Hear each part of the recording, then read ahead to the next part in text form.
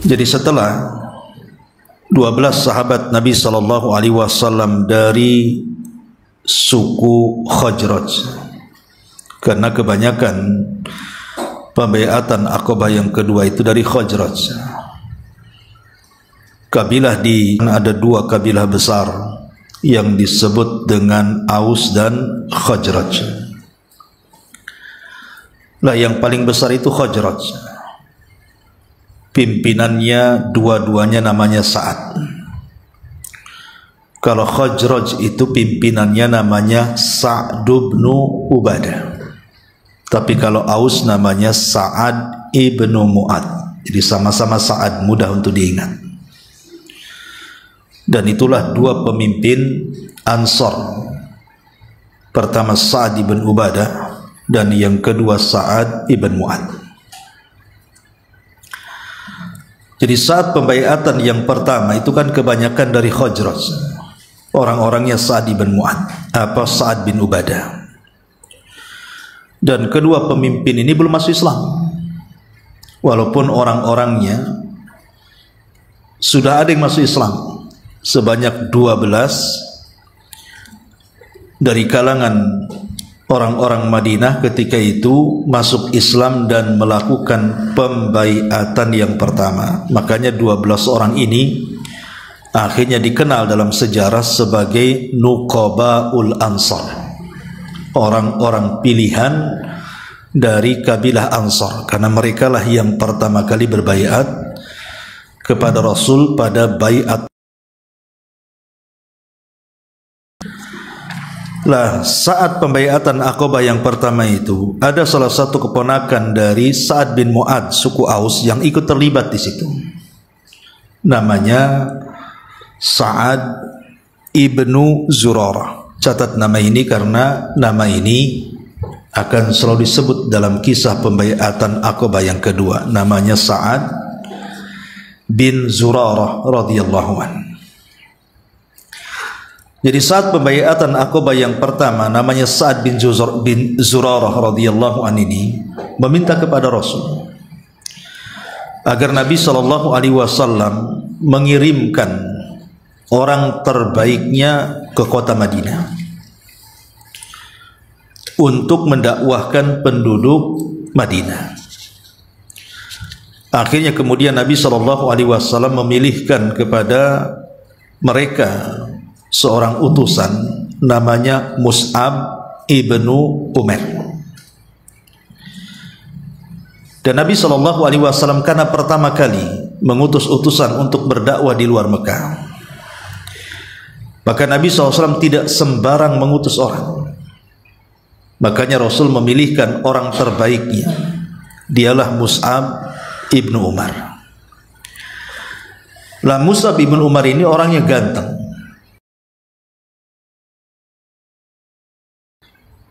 dia pandai bicara dan pandai melobi dan memiliki akhlak yang baik. Dahulu Mus'ab ibn Umair ini kan orang kaya, dan gadis-gadis kota Mekah itu sangat menyukai Mus'ab ibn Umair karena orangnya suka menjaga kebersihan. Jadi kalau dia keluar di masa jahiliyah itu, pakaian yang dipakai pun pakaian yang paling mahal, yang paling baik, dan dia suka dengan wewangian. Sudah ganteng, pakaiannya bersih, orangnya kaya. Siapa yang tidak ingin dengan Mus'ab ibn Umair, wanita di zaman itu? Tetapi setelah masuk Islam, Mus'ab ini justru diusir oleh keluarganya, tidak disiksa. Tetapi karena Mus'ab ini memang orang berakal, dia memilih untuk hidup sederhana bersama Nabi SAW dibandingkan dia mendapatkan gemerlapnya kehidupan dunia. Itulah hidayah, kalau sudah masuk dunia di matanya tidak ada apa-apanya. Sampai akhirnya terjadilah hijrah ke Habasyah. Lah Mus'ab bin Umair ini salah satu sahabat yang ikut hijrah ke Habasyah, mengadu nasib di sana untuk menyelamatkan agamanya bersama beberapa sahabat dipimpin Utsman ibn Affan dan Ja'far ibn Abdul Muttalib.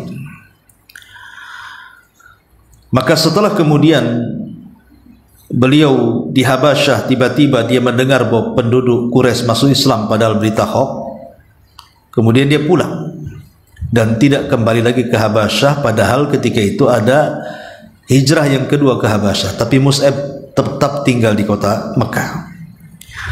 Sampailah pada peristiwa ketika pembaiatan Aqabah yang pertama ini, maka As'ad ibn Zurarah ini meminta kepada Rasul untuk diutus siapa yang bisa mengajarkan Quran kepada penduduk Madinah. Maka dipilihlah Mus'ab ibn Umair ini karena alasan yang banyak tentunya. Karena bagaimanapun kalau yang dikirim oleh Nabi SAW umpamanya Umar bin Khattab gitu ya, ya tentu tidak pas gitu ya. Karena bagaimanapun tugas Mus'ab ini berat, karena harus melobi pimpinan-pimpinan suku-suku besar yang ada di kota Madinah. Makanya dipilih orang yang tenang, yang kalem, yang ganteng, yang tidak emosian, ngomongnya juga bagus, akhlaknya bagus, pokoknya yang terbaik lah. Yang saya kira kalau suami-suami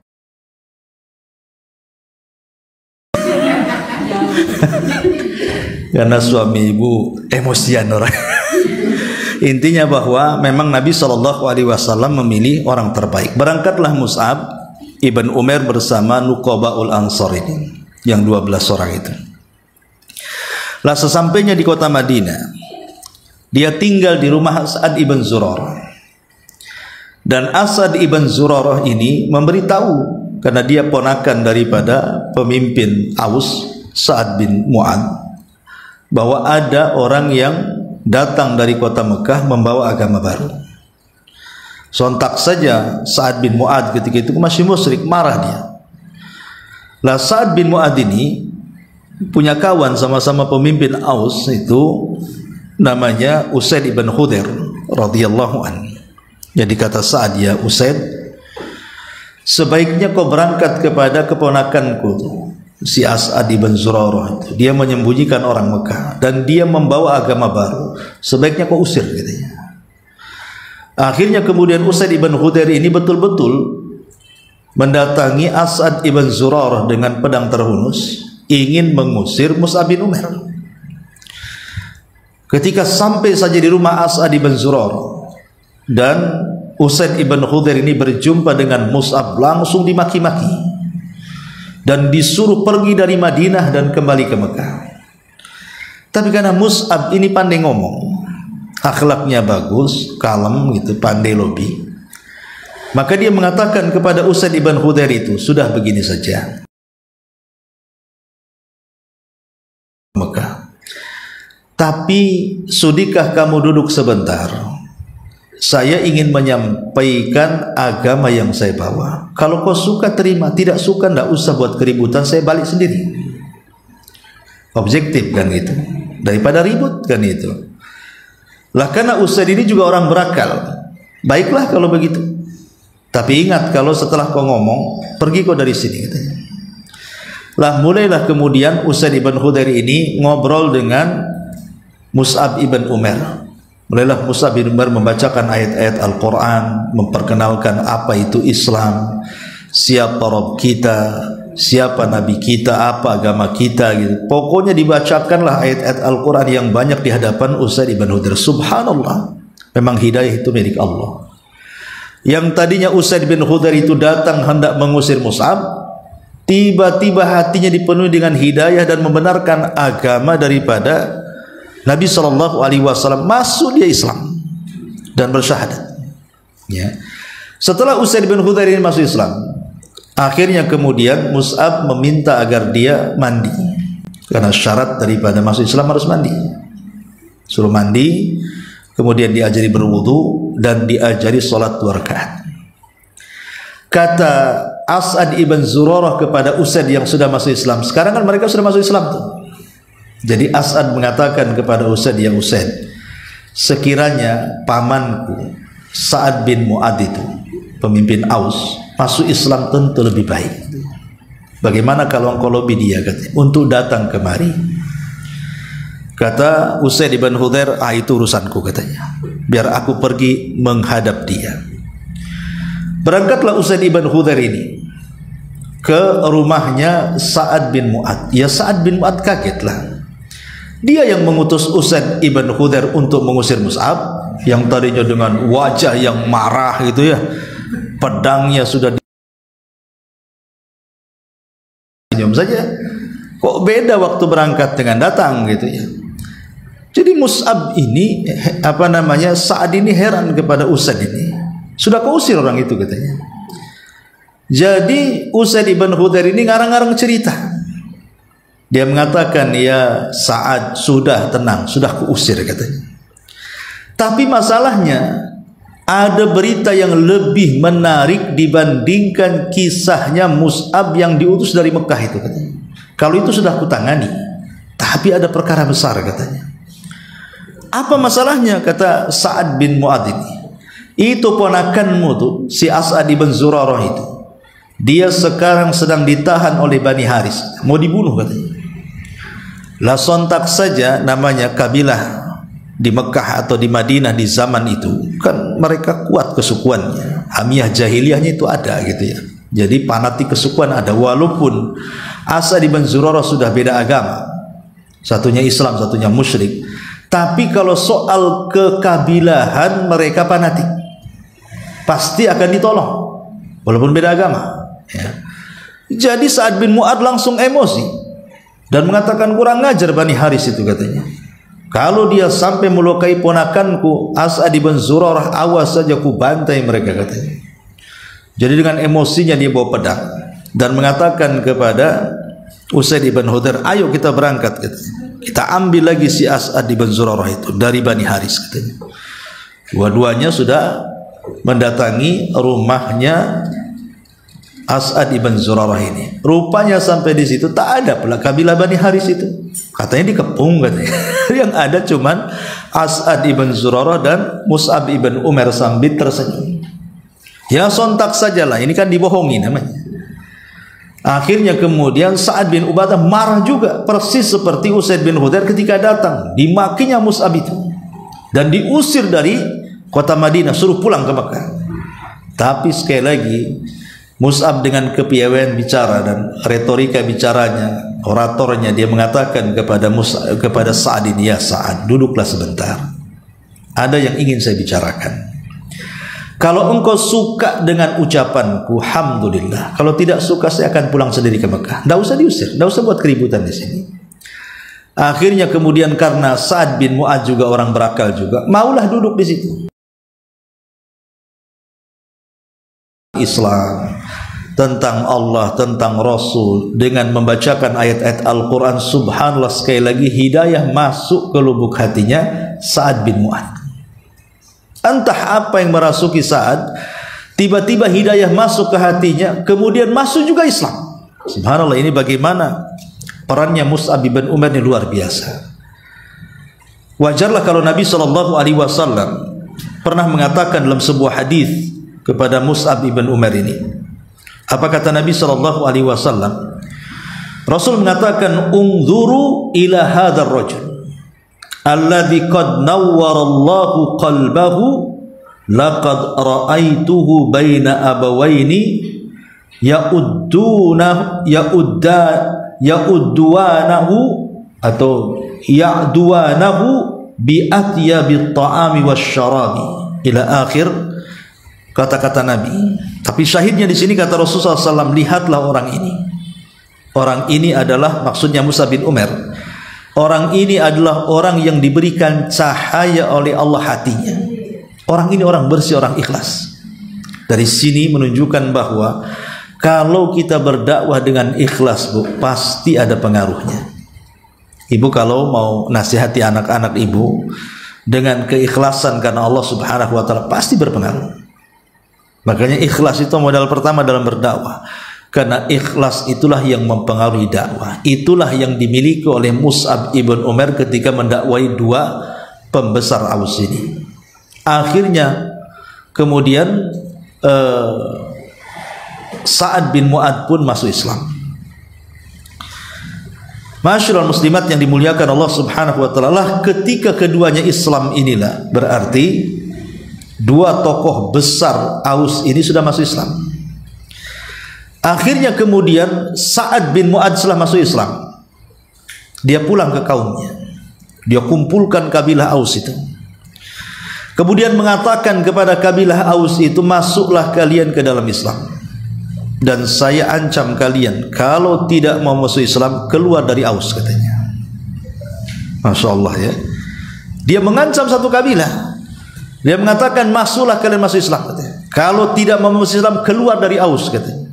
Dipaksa orang-orang Aus masuk Islam.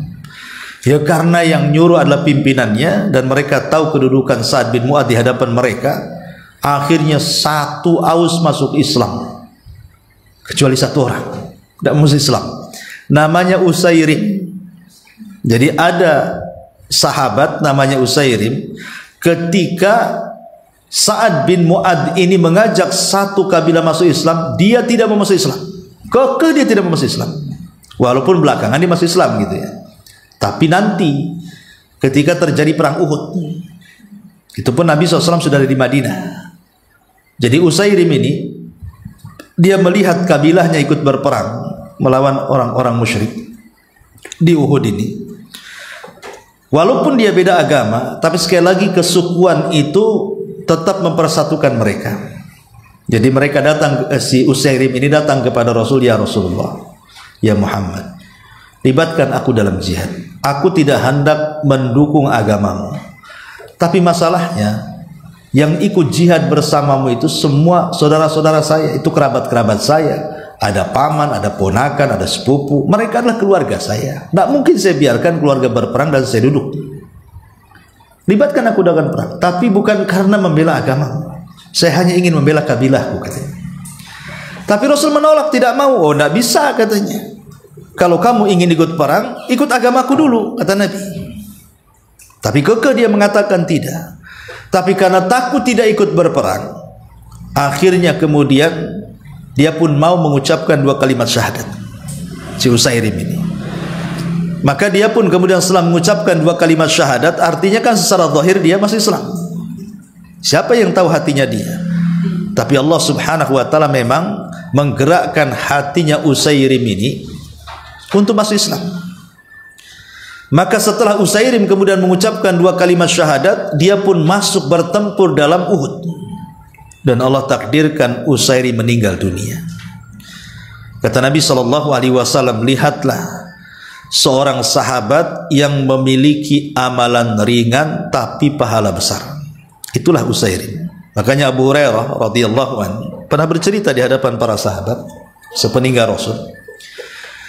Maukah kalian, ku beritahu, kata Abu Hurairah, ada seorang laki-laki tidak pernah sholat, tidak pernah sujud, tidak pernah ruku, tapi ketika dia meninggal masuk surga paling tinggi, kita. Sahabat heran, mana ada kayak gitu itu. Maka Abu Hurairah mengatakan, ada, dialah Usairim, katanya. Karena dia tidak pernah sholat, kan masuk Islamnya ketika jihad. Dia bersyahadat, masuk dalam peperangan, mati syahid. Kata Abu Hurairah, itulah Usairim, katanya. Dia tidak pernah sujud, tidak pernah ruku, tapi sekali mati masuk surga, masuk paling tinggi. Karena syuhada itu kan lain surganya. Lah itulah satu sahabat yang belakangan masuk Islam. Ketika Sa'ad bin Mu'adz mengajak orang-orang Aus masuk Islam, dia pula tak mau. Tapi belakangan dia masuk Islam. Artinya seluruh Aus itu sudah masuk Islam, termasuk Usairim. Dan ini jasanya Sa'ad bin Mu'adz. Makanya karena jasanya besar Sa'ad bin Mu'adz ini, bahkan dia menjadi orang yang paling keras membela Rasul dari kalangan Ansar dibandingkan sahabat yang lainnya. Makanya Allah berikan karamah saat kematiannya. Jadi setelah kemudian terjadi pengepungan Bani Quraidah, Yahudi yang berkhianat dalam perang Ahzab itu, maka Sa'ad bin Mu'adz ini disuruh untuk memberikan hukuman yang pantas kepada Bani Quraidah oleh Nabi. Maka Sa'ad bin Mu'adz pun memberikan hukuman untuk yang laki-laki dibunuh dan yang perempuan dan anak-anak dijadikan tawanan. Maka setelah menghukumi Bani Quraidah, disitulah kemudian karena luka yang parah, maka Sa'ad bin Mu'adz setelah perang Ahzab atau perang Khandaq dia pun meninggal dunia. Subhanallah, saat meninggalnya di sini karamahnya. Jadi saat Sa'ad bin Mu'adz itu meninggal dunia, tiba-tiba Allah kirim 70.000 malaikat dari langit untuk turun ke bumi dan mengantarkan jenazahnya sampai dikebumikan. Tidak cukup sampai di situ, makhluk Allah yang paling besar, Arsyur Rahman, arsy Allah Subhanahu wa taala, itu sampai bergetar ketika kematian Sa'ad bin Mu'adz ini. Kenapa? Karena jasa dia dalam Islam mengislamkan satu kabilah, ya kan? Di saat ketika itu Rasul belum ada pengikut. Makanya arsy yang paling besar, makhluk yang pertama Allah ciptakan, sampai bergetar saat meninggalnya Sa'ad bin Mu'adz. Sampai-sampai Nabi SAW saat meninggalnya Sa'ad bin Mu'adz ini mengatakan, kalau seandainya ada orang yang selamat dari himpitan kuburan, makalah Sa'ad bin Mu'adz lah orangnya. Kenapa? Karena dia pantas selamat dari himpitan itu karena jasanya besar. Tapi sayang dia pun tidak selamat. Kata Rasul, kalau seandainya ada orang yang selamat dari himpitan kuburan, maka dialah orangnya Sa'ad bin Mu'adz. Kenapa? Karena jasanya dalam Islam. Tapi tentunya beda himpitan kuburan kepada orang-orang yang beriman dengan himpitan kuburan kepada orang-orang kafir, kan beda. Walaupun sama-sama dihimpit. Adapun himpitan kuburan bagi orang-orang yang beriman, itu layaknya seorang ibu memeluk anaknya. Karena kita manusia asal penciptaan dari tanah, dan kita akan kembali kepada tanah. Jadi tanah itu ibarat ibu dan kita ini bayinya yang kembali. Sehingga ketika kita kembali ke tanah itu laksana seorang ibu yang sayang memeluk bayinya dengan cara menghimpitnya. Dan tentu seorang ibu ketika menghimpit bayi tidak mungkin bayi itu kesakitan. Tapi kalau himpitan orang kafir, maka dijelaskan dalam riwayat, maka akan meretakkan seluruh tulang dan persendian. Dia pun akan berteriak merasakan sakit yang tidak ada yang tahu rasa sakitnya kecuali Allah, dan tidak ada yang mendengar jeritannya manusia dan jin kecuali binatang. Tentu dibedakan di situ himpitannya. Tapi kata Rasul, semua manusia pasti terkena himpitan. Kalau seandainya ada orang yang selamat, maka Sa'ad bin Mu'adz lah orangnya.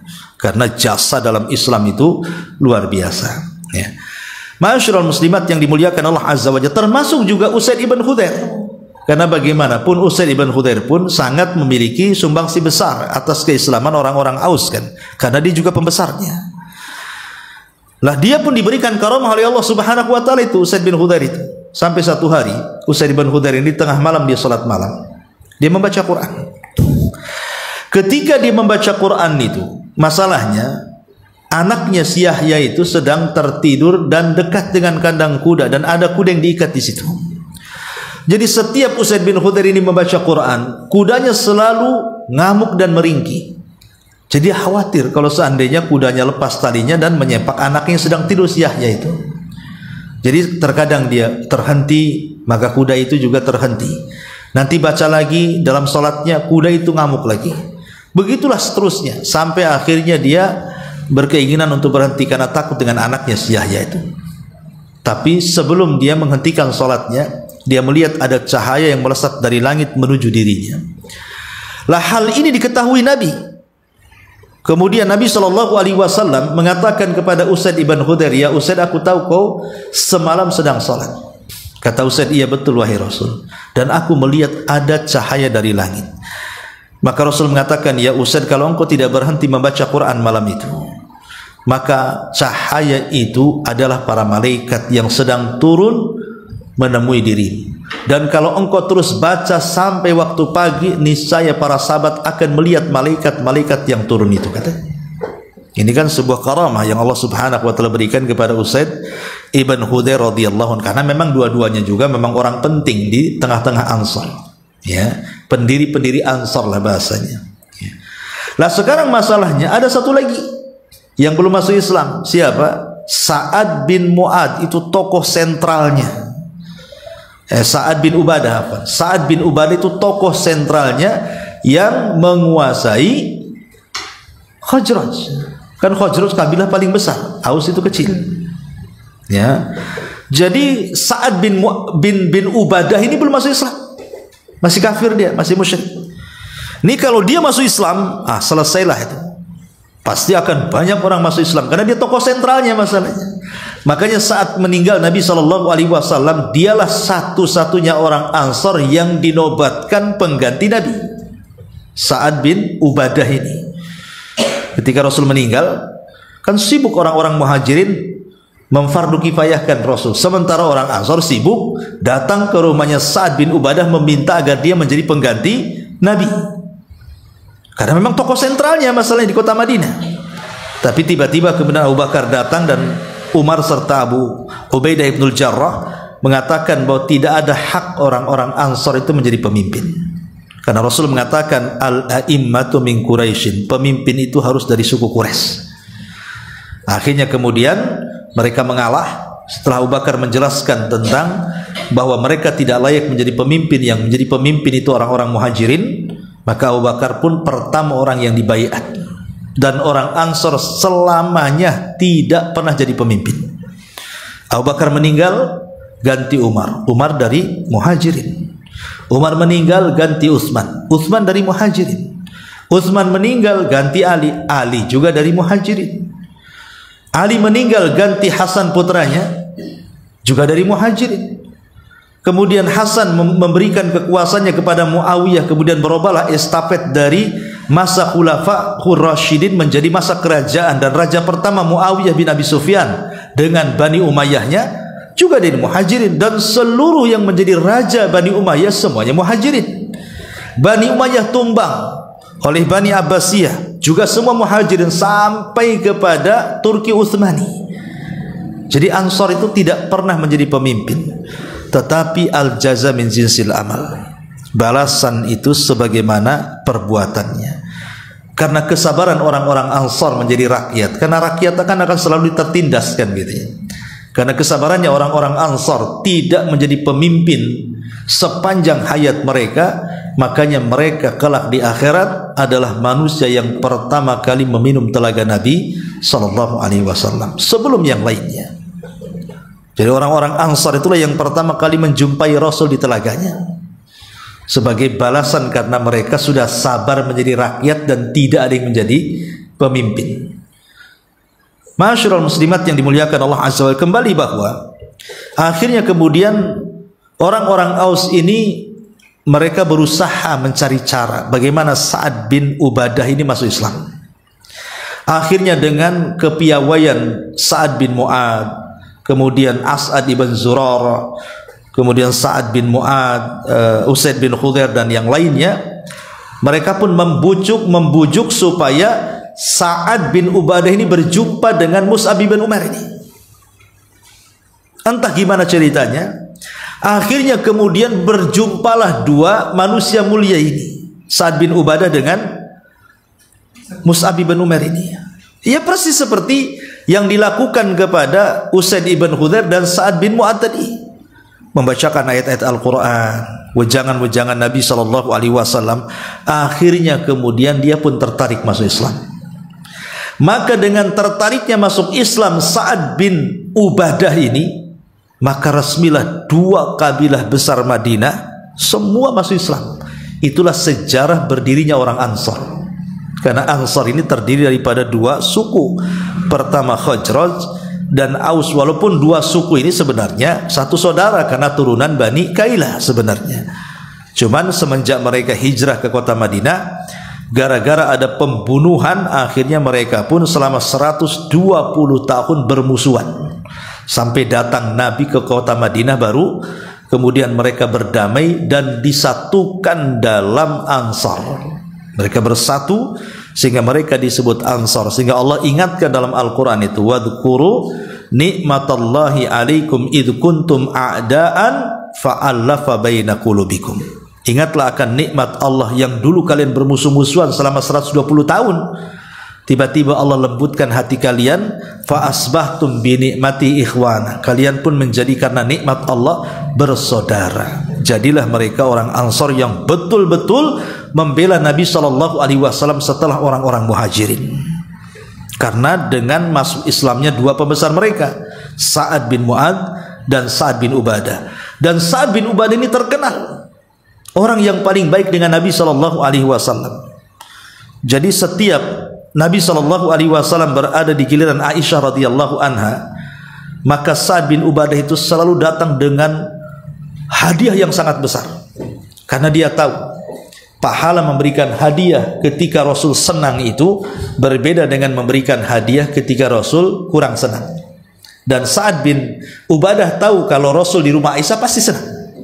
Ya, kenapa? Karena dialah istri yang dicintainya. Kan beda, ya. Semua istri Nabi SAW mereka orang-orang baik. Tapi kan masalah kecintaan kan tidak bisa dibagi, Bu, ya. Makanya keadilan dalam masalah kecintaan itu tidak diharuskan. Tapi keadilan dalam masalah dunia baru diharuskan, seperti malam ataupun masalah nafkah dan begitu seterusnya kan. Tapi kalau kecintaan kan tidak bisa dibagi-bagi.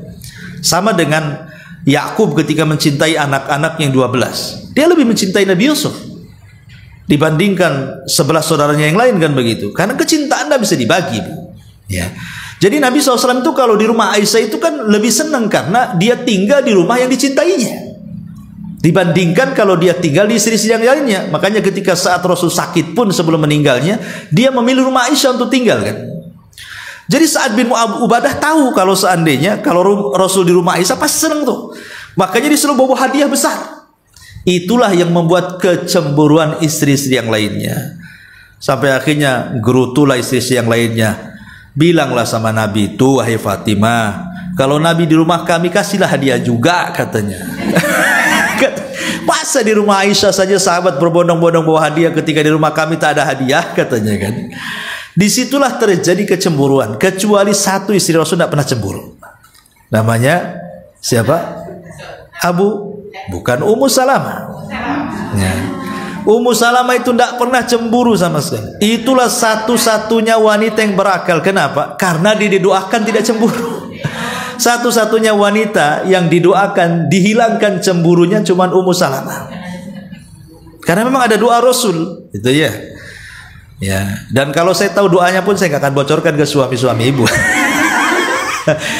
Nanti kawin lagi. Intinya bahwa jadi Ummu Salamah ini betul-betul dia tidak cemburu. Makanya semua istri Rasul kalau mengadu kepada Rasul kan nggak berani. Maka dia selalu datang kepada Ummu Salamah. Tolonglah Ummu Salamah ngomong sama Nabi, gitu ya.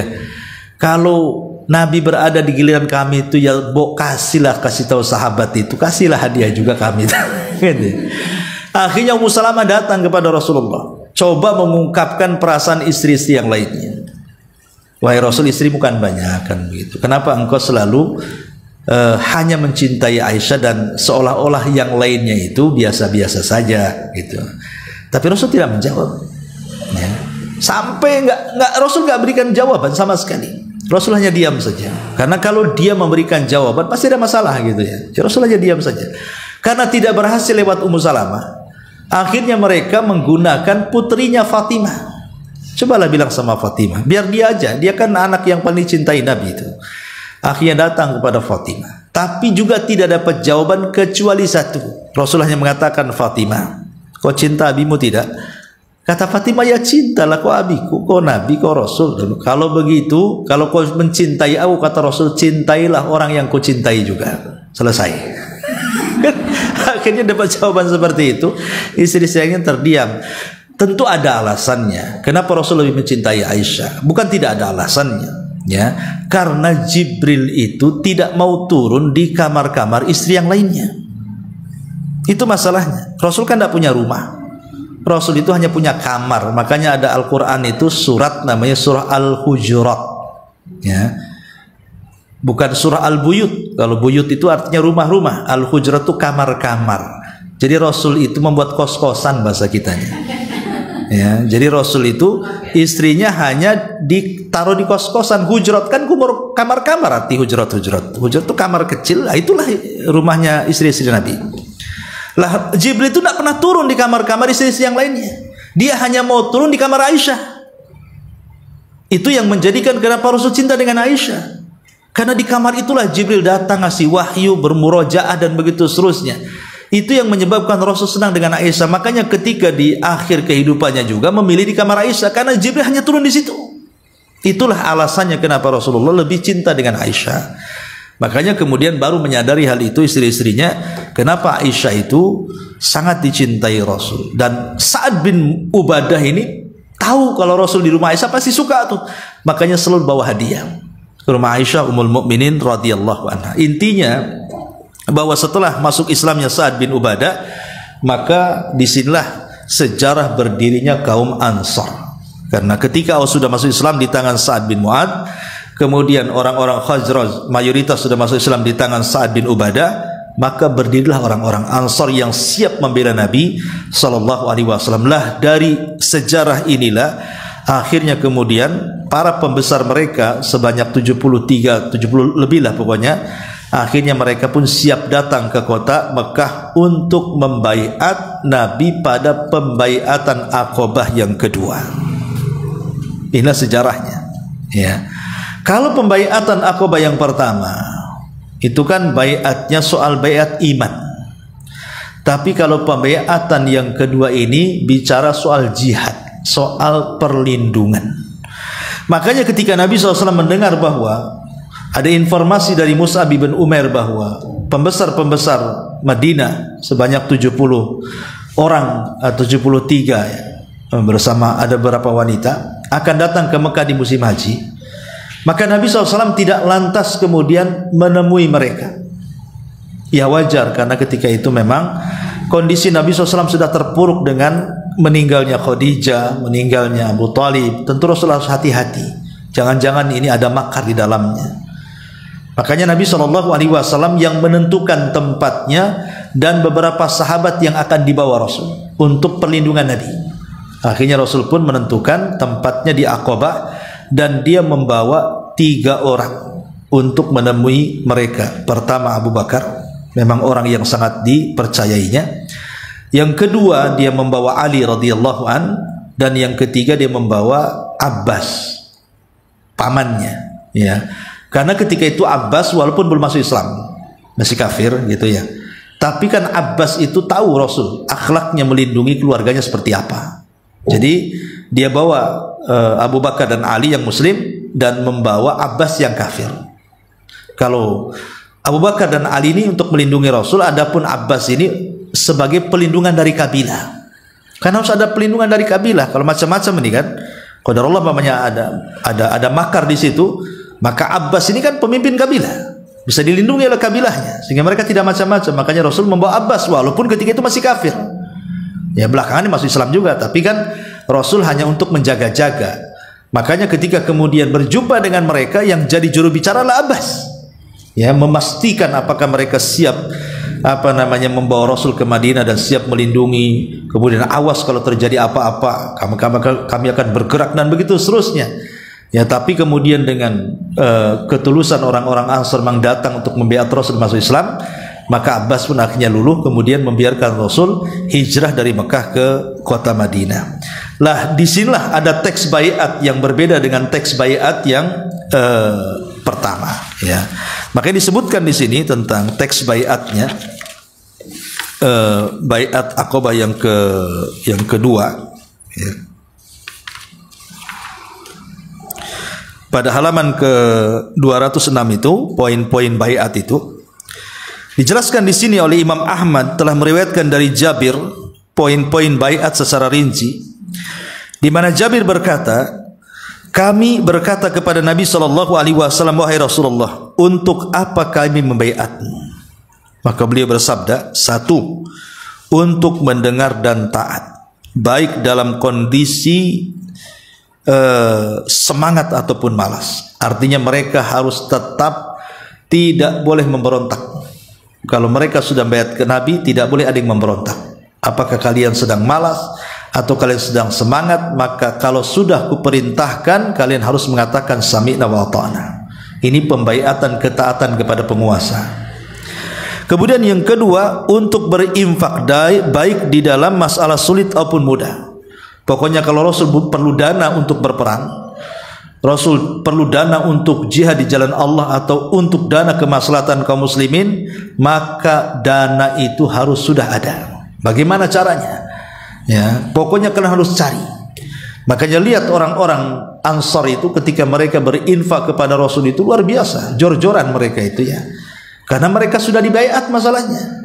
Ya, salah satu baiat yang kedua untuk berinfak dalam masa sulit ataupun mudah. Lihat dalam perang Tabuk itu, ketika ada pasukan perang yang tidak sanggup berangkat perang karena tidak ada baju besi, tidak ada kuda, tidak ada pedang kan itu. Maka semua orang-orang Ansar mensupport.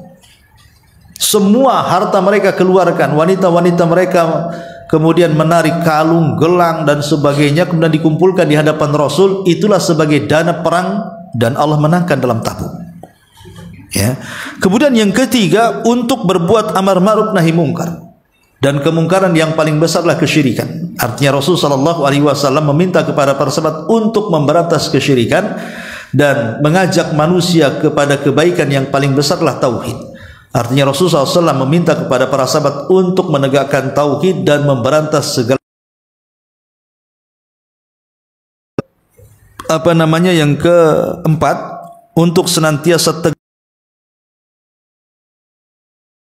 selama dilakukan di jalan Allah. Sihir, dia dibilang tukang tenun, dia dibilang pemecah belah, dia dibilang perangkai syair, dia dibilang gila, macam-macam. Terus saja Rasul berdakwah, tidak peduli dengan ucapan manusia.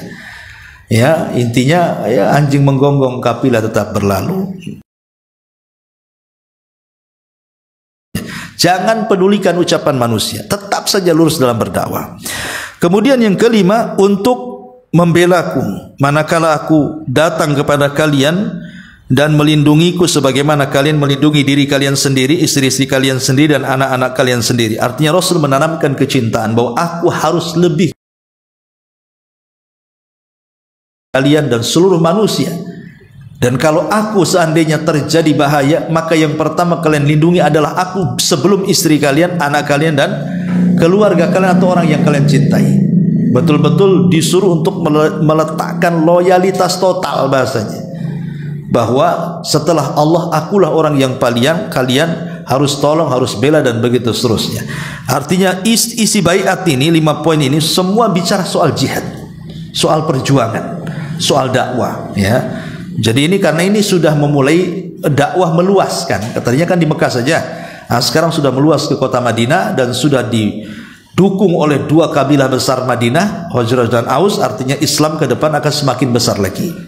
Makanya kemudian Abbas pun harus meyakinkan keselamatan Nabi SAW sebelum Abbas menyerahkan Rasul kepada mereka untuk dibawa ke kota Madinah dalam hijrah yang nanti akan dilakukan oleh Nabi SAW. Itulah gambaran baiat yang kedua, ya. Mungkin ibu bisa baca sendirilah, saya kan hanya meringkas, sebab kalau saya baca, saya terangkan, nampaknya nggak selesai bukunya kan itu. Jadi saya ambil poin, nanti membaca sendiri. Insyaallah apa yang saya jelaskan tidak keluar dari sini. Cuman saya buat semacam cerita saja, biar runut gitu ya. Kalau kita baca kayak gini kan masih tidak dalam bentuk cerita. Jadi mendengarkannya pun ngantuk jadinya. Ya. Baik, sampai di sini. Silakan kalau ada yang mau bertanya.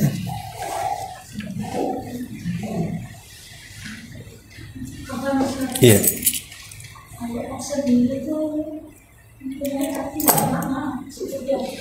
Apa itu? Baiat. Oh, baiat itu artinya janji untuk setia. Janji setia itu disebut baiat namanya. Nah, makanya kenapa kemudian ya semacam akad juga suami istri. Makanya kenapa dalam jual beli itu disebut al-bayyi'ani. Ya, disebut baiat karena di situ ada transaksi. Ya. Ketika suami istri akad nikah juga disebut baiat juga dalam bahasa. Karena di situ ada janji setia secara bahasa kan itu ya. Tapi baiat ini secara istilah hanya diberikan kepada penguasa. Pemain sekarang Prabowo nih, presiden kita Bapak Prabowo ini, dia nelpon saya, Abu Mero datang ke Jakarta, itu ngapain Pak Prabowo? Baiat saya akan baiat dia. Ya, karena dia yang minta. Maksudnya Pak Prabowo tak nelpon saya sih. Ya udah saya di Batam aja lah. Coba dia telepon saya pasti ke Jakarta, saya akan baiat dia. Karena memang harus dilakukan. Ya, makanya lihat di Saudi Arabia itu satu-satunya negara yang dibentuk dalam bentuk baiat itu. Mana ada demo-demo di sana? Aman-aman damai ya kan di sana. Lancar jaya. Di sini ya demo sini. Hak bicara semua ya ribut lah jadinya negaranya. Ya, tapi kalau sudah baiat kepada penguasa, maka poinnya sama dengan baiat Aqabah yang kedua ini. Harus mendengar, harus taat, dan begitu seterusnya. Makanya kita ahli sunnah wal jamaah jangan cerita memberontak kan gitu ya. Demo saja kita larang. Karena demo itu wasilah kepada pemberontakan. Ya maksudnya demo ke pemerintah. Kalau demo di PT-PT ya nggak apa-apa. Itu kan ngambil hak. Karyawan demo, tiba-tiba ibu yang punya PT marah-marah, nggak boleh katanya. Demo kan dilarang. Ibu juga nggak ngasih gaji layak ya demo lah mereka. Maksudnya demo yang menuju ke penguasa. Ya, gue demo-demo di pabrik-pabrik gitu ingin dinaikkan itunya ya nggak masalah, itu nggak ada masalah. Yang jelas jangan anarkis saja. Ya, berarti bukan demonya yang dilarang, tetapi anarkisnya yang dilarang. Kalau mereka ingin demo, ngajukan gaji atau ketidakadilan dalam bekerja, ya. Tapi itu pun dilakukan setelah kontrak habis. Kan orang kalau mau bekerja kan ada kontraknya. Ya, kontrak setahun, 2 tahun, kerjanya ini gajinya sekian. Ini harus ditaati dulu. Ya, al-muslim ala syurutihim. Seorang muslim itu harus mengikuti syarat yang sudah ditentukan di awal. Kalau ini sudah selesai, dia mau mengajukan kerja lagi, dia tidak mau kerja, mogok kerja. Kalau ini gajinya seperti dengan kerja seperti ini, ya saya tidak mau lah. Saya siap kerja tapi tolong nggak tambah. Atau dari pihak perusahaan yang terbalik gitu. Saya akan tetap menjadikan kau karyawan kalau gaji besar masa kerja kayak gitu. Akan boleh timbal balik seperti itu. Ya tapi umumnya yang demo kan nggak karyawan, jarang yang PT demo ke karyawan biasanya kan. Nah itu setelah masa kontrak selesai. Dia mau demo, merasa bahwa kerjanya berat, kok gajinya kecil kan itu. Nah dibolehkan ngambil hak artinya kan. Ya. Tapi yang dimaksud demo menurut akidah ahli sunnah itu maksudnya demo kalau menentang penguasa yang sah, gitu ya. Ya, karena biasanya demo-demo itu pasti akan berujung kepada pemberontakan langsung atau tidak langsung. Ketika mereka kemudian demo mengkritik beberapa kebijakan pemerintah, akhirnya orang yang tidak paham pun terkena isu kemudian ikut membenci pemerintah. Akhirnya tidak lagi mendoakan baik pemerintah, pasti doanya buruk, mencaci, melaknat, dan itu tidak ada manfaatnya kan itu. Dan biasanya kalau sudah terjadi demo, walaupun awalnya silmi itu artinya damai, pasti nanti ada kerusuhan. Ketua Korlap itu pada awalnya dia bisa mengkontrol demo, pastilah. Oh tolong jangan ada yang anarkis, tetap damai, tetap ini, itu awalnya. Tapi kalau sudah matahari sudah tenggelam, mulai gelap, mulai terjadi kericuhan, nggak akan ada yang bisa untuk mengkontrol. Mau jerit-jerit tuh kepala Korlap, tetap aja rusuh. Nggak akan bisa. Ya, itulah yang kemudian akhirnya merusak fasilitas negara, akhirnya fasilitas umum terjadi penjarahan, bahkan akhirnya terjadi bentrok antara aparat, macam-macam kan, banyak madaratnya akhirnya. Banyak sekali madaratnya. Makanya kenapa ahli sunnah melarang? Tidak boleh. Yang ada kalaupun mau nasihat. Nah, nasihat ada dalam Islam itu.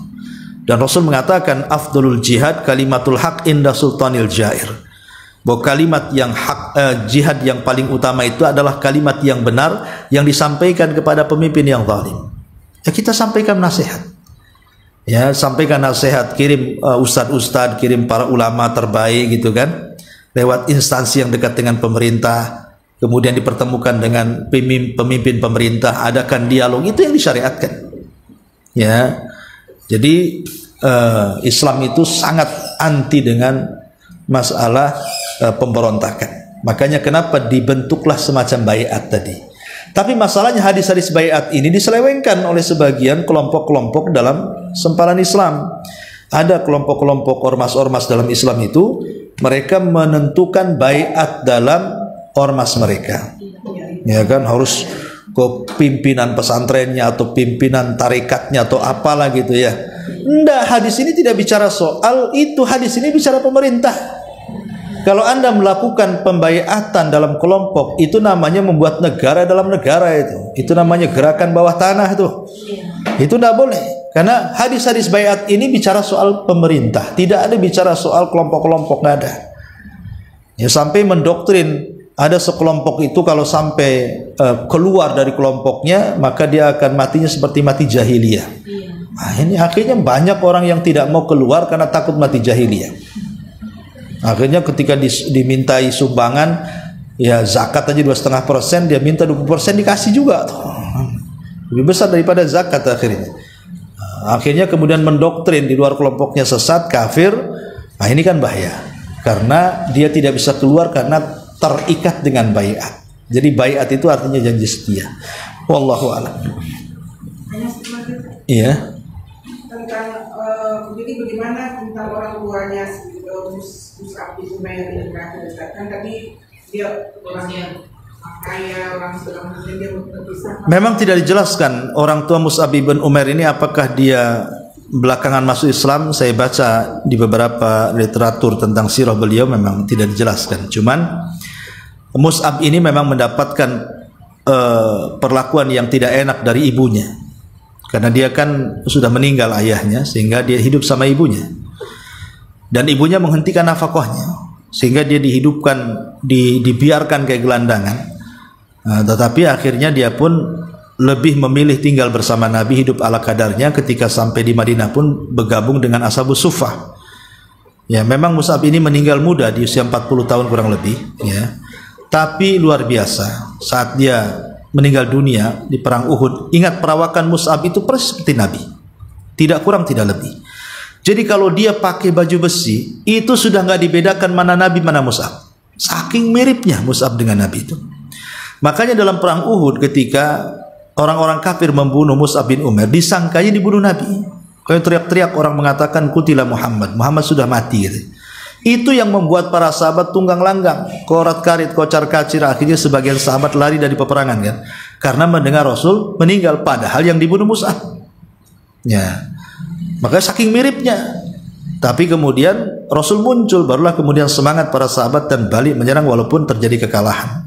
Tapi ketika kemudian Mus'ab ini hendak dikebumikan, subhanallah, kafannya itu sangat pendek sekali. Jadi kalau ditarik ke kaki, kepala jangan tampak gitu. Kalau ditarik ke kepala, kakinya pula tampak gitu.